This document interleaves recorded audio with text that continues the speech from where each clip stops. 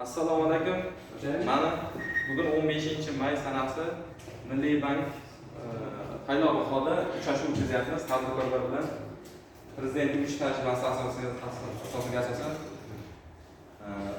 bizlarda kredit produktlarimizdan ishlamaydigan fuqarolarga o'z-o'zini band qilgan holda 10 million so'mgacha biznesga hech qanday kredit taqsimoti bor.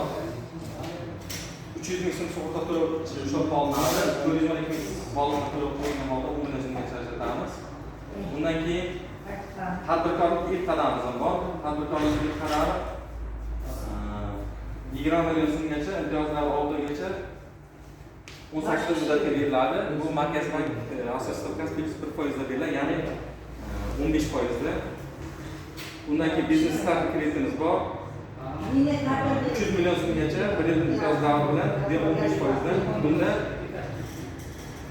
tadbirkorlik faoliyatini boshlamoqchi bo'lgan bitiruvchi yoshlarga beriladi. Bundan keyin yana ko'proq summa olmoqchi bo'lsa, biznes progress krediti ham bor. 2 million so'mgacha imtiyoz davri 2 yilgacha aylanmalarimiz qo'llash orqali oldigacha Markaziy bank stavkasi 1% bilan 15% miqdorda beriladi. Keyin 312 sonli qarorga asosan kreditimiz bor. Kichik biznes uzun qo'llab-quvvatlash doirasi asosida 300 million so'mgacha kredit beriladi.